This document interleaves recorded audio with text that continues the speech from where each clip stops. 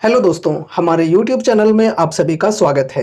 इस वीडियो में हम जेंसोल इंजीनियरिंग स्टॉक के ऊपर डिस्कशन करने वाले हैं। काफ़ी सारे इंपॉर्टेंट टॉपिक्स को कवर करेंगे।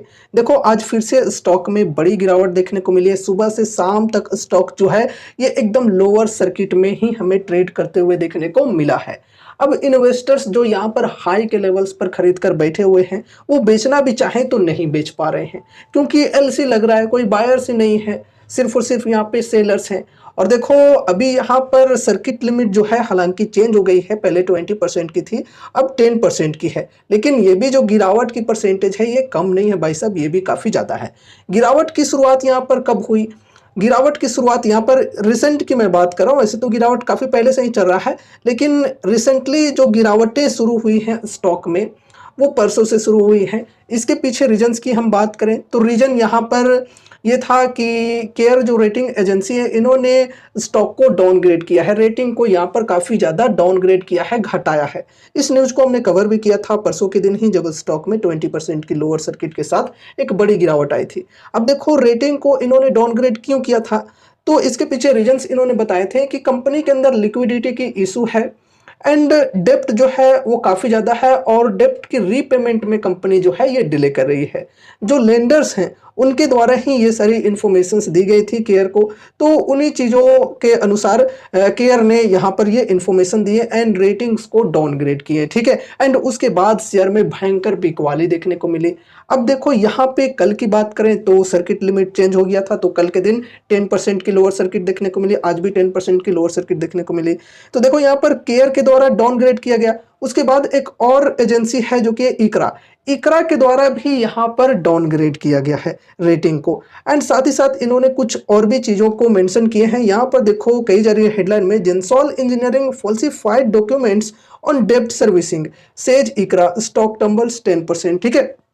तो इकरा के द्वारा यहाँ पर ये चीज़ें कही जा रही है कि डेप्ट सर्विसिंग से रिलेटेड जो डॉक्यूमेंट्स जेंसोल इंजीनियरिंग ने प्रोवाइड किए हैं ये फॉल्सिफाइड हैं, फॉल्स इन्होंने बताए हैं, ठीक है। आगे बढ़ते हैं, थोड़ा और यहाँ पर डिटेल में समझने की कोशिश करते हैं।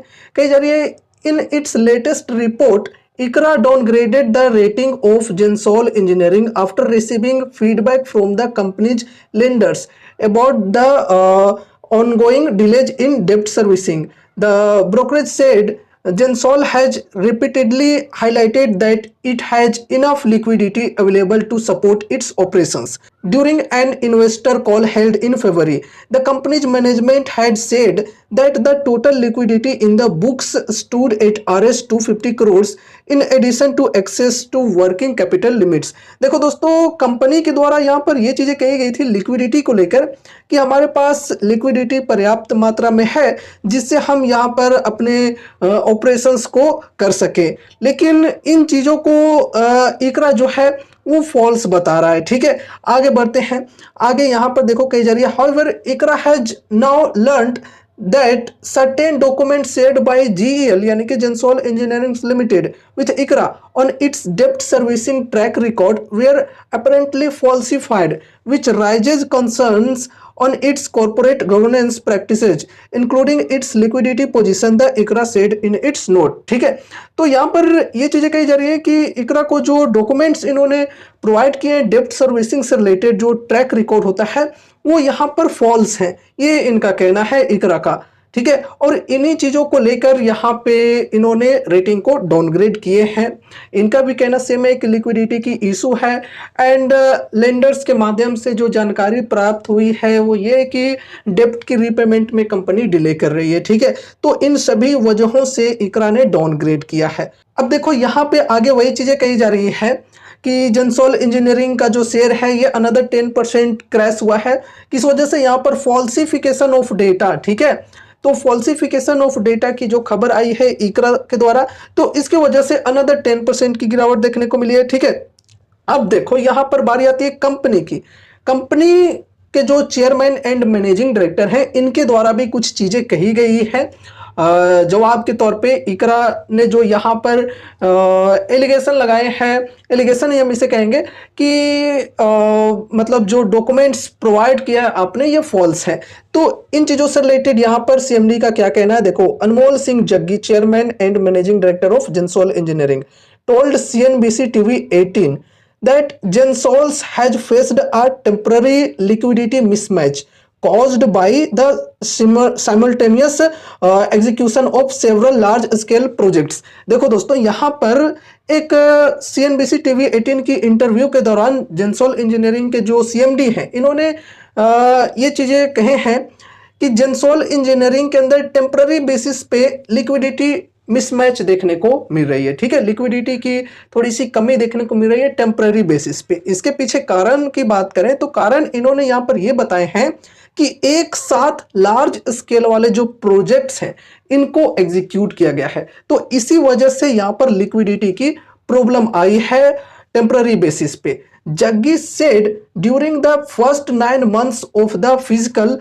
Gensol successfully repaid Rs 230 crore of its obligations. देखो दोस्तों, यहां पे आगे कही जा रही है CMD के द्वारा कि इस फाइनेंशियल ईयर के जो फर्स्ट 9 months थे, तो फर्स्ट 9 months में अपने जो डेप्ट है उसमें से 230 करोड़ का रीपेमेंट किए हैं। ठीक है, ये चीज आगे कही जा रही है।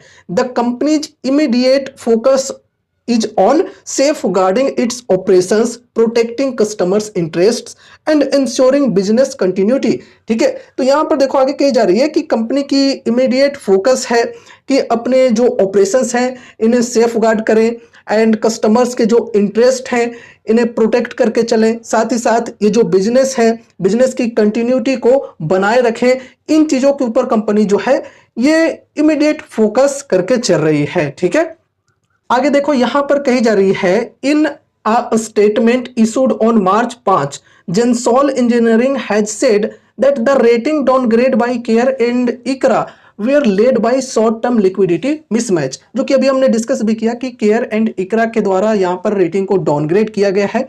इसके पीछे रीजन की बात करें तो रीजन यहां पर बताया है शॉर्ट टर्म लिक्विडिटी मिसमैच। ठीक है, and the situation is improving by way of customer payments. ठीक है, तो यहां पर ये चीजें कही जा रही है कि ये जो चीजें हैं शॉर्ट टर्म लिक्विडिटी मिसमैच, इसे हम लोग इंप्रूव कर रहे हैं कस्टमर्स के पेमेंट्स के द्वारा। कस्टमर की जो पेमेंट्स होगी तो यहां पर लिक्विडिटी की जो प्रॉब्लम्स है ये सॉल्व हो सकती है।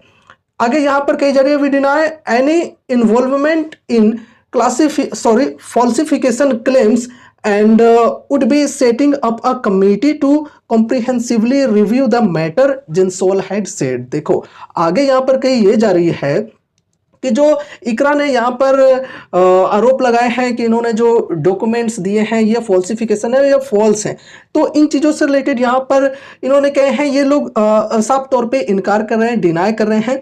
एंड यहाँ पर कहना यह है कि हम लोग एक कमेटी बैठाएंगे इसी मैटर को लेकर। ठीक है, इसमें इन्वेस्टिगेशन होगी, इसी चीज को लेकर एक कमेटी बैठाएंगे कि ऐसी बात नहीं है। ये पूरी तरीके से डिनाई कर रहे हैं कि हमने कोई भी फॉल्स डॉक्यूमेंट्स वगैरह प्रोवाइड नहीं किए हैं। ठीक है, तो ये मैनेजमेंट के द्वारा यहाँ पर सफाई दी गई है, लेकिन फिर भी यहाँ पर उसका कुछ खास असर देखने को नहीं मिला। शेयर जो है ये टूटा ही है आज के दिन भी। ठीक है, और यहाँ पे अगर हम बात करें ऑर्डर बुक की, तो देखो यहाँ पर बताई जा रही है Gensol has an order book of nearly 7,000 crore and hopes to execute them in under a year. ठीक है, तो अप्रोक्सीमेटली 7,000 करोड़ की ऑर्डर बुक है कंपनी की।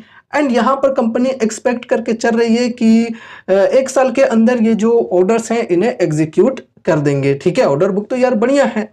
आगे देखो यहाँ पर थोड़ी सी और भी इंफॉर्मेशन लेते हैं। जो प्रमोटर्स की होल्डिंग्स हैं उनसे रिलेटेड यहाँ पर कुछ चीजें कहे गए हैं। देखो the company's promoters plan to purchase shares from the open market soon, said Anmol Singh Jaggi, chairman and managing director of Gensol engineering. ठीक है, तो देखो यहाँ पर CMD के द्वारा ये चीजें भी कही जा रही है कि प्रमोटर्स जो है वो यहाँ पर कंपनी के अंदर शेयर्स खरीदने की प्लान करके चल रहे हैं, वो भी ओपन मार्केट से और जल्द ही, लेकिन उसकी खास डेट यहाँ पर अभी अनाउंस नहीं की गई है। ठीक है, सिर्फ ये चीजें कही जा रही है कि प्रमोटर जो है वो कंपनी के अंदर शेयर्स खरीदने वाले हैं ओपन मार्केट से। अब देखो यहाँ पे एक और नेगेटिव चीज स्टॉक से रिलेटेड ये है कि प्रमोटर्स के जो होल्डिंग्स हैं ये 62.65% तो ठीक है, लेकिन यहाँ पर प्लेज परसेंटेज जो है वो काफी ज्यादा 81.7%, ठीक है। यानी कि गिरवी जो है प्रमोटर्स के होल्डिंग्स वो काफी ज्यादा 81.7%। एंड अगर हम पिछले साल की बात करें यानी कि दिसंबर 2023 की बात करें तो उस वक्त भी लगभग यहाँ पर सेम ही था प्रमोटर्स की होल्डिंग 62.59%। लेकिन यहाँ पर प्लेज परसेंटेज की बात करें तो 42.78% थी। तो पिछले साल के कंपैरिजन में देखें तो अभी ऑलमोस्ट डबल होते हुए यहाँ पर हमें देखने को मिल रही है। 42.78% से बढ़कर सीधे 81.7% पर पहुंच चुकी है, ठीक है। तो प्रमोटर्स के जो होल्डिंग्स हैं ये काफी ज्यादा प्लेज्ड हैं। देखो प्रमोटर्स अपने शेयर्स को बैंक्स के अंदर गिरवी रख करके लोन लिए हैं, ठीक है। तो वो चीजें हैं, इस वजह से यहाँ पर जो प्रमोटर्स के होल्डिंग्स हैं वो काफी ज्यादा प्लेज्ड हैं। तो ये भी एक नेगेटिव पॉइंट है। अब यहाँ पे देखो शेयर होल्डिंग पैटर्न की ओवरऑल हम बात करें तो क्या देखने को मिल रहा है कि प्रमोटर्स की जो होल्डिंग्स हैं वो दिसंबर क्वार्टर में हल्की सी बढ़ी है, लेकिन यहाँ पर प्लेज परसेंटेज जैसा कि अभी हमने डिस्कस किया ये काफी ज्यादा है। फिर यहाँ पर एफआईआईज की बात करें तो एफआईआईज के द्वारा भी यहाँ पर दिसंबर के क्वार्टर में सेलिंग हुई है, 2.3% से घटकर 0.63% की हो गई है। डीआईएच की पहले कुछ होल्डिंग्स थी लेकिन अब तो यहाँ पर एकदम 0% की हो चुकी है। गवर्नमेंट के द्वारा यहाँ पर खरीदारी हुई है दिसंबर के क्वार्टर में 1.37% की हो गई है इनकी होल्डिंग्स, पहले 0 थी। पब्लिक की बात करें तो पब्लिक के द्वारा भी यहाँ पर खरीदारी हुई है दिसंबर के क्वार्टर में 35.13% से बढ़कर 35.34% पर आ चुकी है। देखो यहाँ पे अगर हम इंस्टीट्यूशंस की बात करें तो कुछ खास इंटरेस्ट देखने को नहीं मिल रहा है। एंड देखो जनरली ऐसे स्टॉक्स में इंस्टीट्यूशंस की होल्डिंग्स बहुत ही कम ही हमें देखने को मिलती है, एकदम ना के बराबर। और अगर ऐसी न्यूज चल रही हो तो फिर हम और क्या उम्मीदें भी करके चल सकते हैं। तो इन चीजों को भी समझ कर चलना है, ठीक है। तो जो भी निगेटिव पॉइंट्स हैं वो हमने यहाँ पे डिस्कस किए, लाइक डेब्ट यहाँ पर काफ़ी ज़्यादा है, प्रोमोटर्स की जो होल्डिंग्स हैं वो प्लेस्ड काफ़ी ज़्यादा है। इसके अलावा ये शेयर होल्डिंग पैटर्न में हमें क्या देखने को मिला कि जो इंस्टीट्यूशंस हैं एफआईआईज एंड डीआईएच वो यहाँ पर भागने की कोशिश कर रहे हैं, ठीक है। बाकी यहाँ पे अगर हम मार्केट कैप की बात करें तो फिलहाल यहाँ पे मार्केट कैप 1274 करोड़ की हो चुकी है। वैल्यूएशन की बात करते हैं, स्टॉक पी 14.8 की, इंडस्ट्री पी 30.6 की है। तो इंडस्ट्री पी के कंपैरिजन में स्टॉक की जो पी है ये काफी कम है, ठीक है। पीजी रेशियो 0.28 की। ओवरऑल वैल्यूएशन की बात करें तो चलो ठीक है। फिर यहाँ पे अगर हम कंपनी के सेल्स एंड प्रॉफिट ग्रोथ की बात करें तो वो भी बढ़िया देखने को मिल जाती है। फंडामेंटल्स एंड फाइनेंशियल्स की बात करें तो ठीक ठाक देखने को मिल जाते हैं। एंड कंपनी के compounded sales growth and profit growth के परसेंटेज की बात करें तो काफी बेहतरीन देखने को मिल जाता है। लेकिन रिस्क जो है यहाँ पे काफी हाई है, ये ध्यान में रखकर चलना है। तो ऐसे स्टॉक्स में इन्वेस्टर्स अगर लॉन्ग टर्म के लिए इन्वेस्ट करते हैं तो इस चीज को ध्यान में रखकर ही इन्वेस्ट करते हैं कि उतना ही अमाउंट्स में लगाऊंगा जितना कि अगर सारा का सारा डूब भी जाए ना तो मुझे उससे कोई फर्क ना पड़े, ऐसी सोच के साथ उतने ही अमाउंट्स लगाते हैं, ठीक है। ऐसा ना हो कि पूरी की पूरी जमा पूंजी ऐसे स्टॉक्स में लगा दिए, तो ऐसा करना काफी ज्यादा रिस्की हो सकता है। ऐसे शेयरों में जरूरत से ज्यादा अमाउंट्स लगाने से इन्वेस्टर्स बचते हैं। इन चीजों को ध्यान में रखकर ही काम किया जाता है। बाकी देखो अगर कंपनी बढ़िया तरीके से काम करते जाती है आगे चलकर ईमानदारी से, और कंपनी अगर ग्रो कर जाती है तो छोटे से अमाउंट्स भी अगर लगे होते हैं इन्वेस्टर्स के तो वो आगे चलकर काफी बेहतरीन अमाउंट्स बन जाते हैं, ठीक है। अगर कंपनी डूब जाती है तो चूंकि अमाउंट्स कम लगे हुए थे उतना लॉस भी हो जाए तो उससे इन्वेस्टर्स को कोई खास फर्क नहीं पड़ेगा। तो उतने ही अमाउंट्स इसीलिए लगाए जाते हैं जितना कि लॉस में भी चला जाए तो कोई फर्क ना पड़े, कुछ झटका ना लगे, ठीक है। अब देखो दोस्तों स्टॉक की बात करें तो तकरीबन 70-80% तक स्टॉक जो है ये करेक्ट हो चुका है अपने 52 वीक हाई के लेवल से। आईपीओ प्राइस से भी नीचे स्टॉक आ चुका है। अब देखो यहाँ पर सपोर्ट की जो लेवल थी, जो लोएस्ट लेवल थी आईपीओ के प्राइस की 440 के अप्रोक्स यहाँ पर सपोर्ट था जो कि अब टूट चुका है, और यहाँ पे इधर कुछ भी सपोर्ट के लेवल्स नहीं है। तो स्टॉक जो है ये कहीं भी गिरकर जा सकता है। अब यहाँ पे हम ये नहीं कह सकते हैं कि कहाँ से रिकवरी आएगी, ये हम बिल्कुल भी नहीं कह सकते हैं, ठीक है, क्योंकि यहाँ पे देखो अब कुछ भी सपोर्ट के लेवल्स नहीं है। तो सेलिंग प्रेशर अगर इसी प्रकार से बना रहा तो स्टॉक जो है वो काफी ज्यादा नीचे भी जा सकता है, क्योंकि कोई भी रुकावट वाले लेवल्स नहीं है यहाँ पे, ठीक है। तो ये रही हमारी आज की वीडियो जेंसॉल इंजीनियरिंग स्टॉक से रिलेटेड। उम्मीद है कि इस वीडियो के माध्यम से आपको कुछ यूजफुल इन्फॉर्मेशन मिले होंगे। तो वीडियो को लाइक करके चैनल को सब्सक्राइब कर देना और मिलते हैं अगले नए वीडियोस के साथ। तब तक के लिए बाय बाय।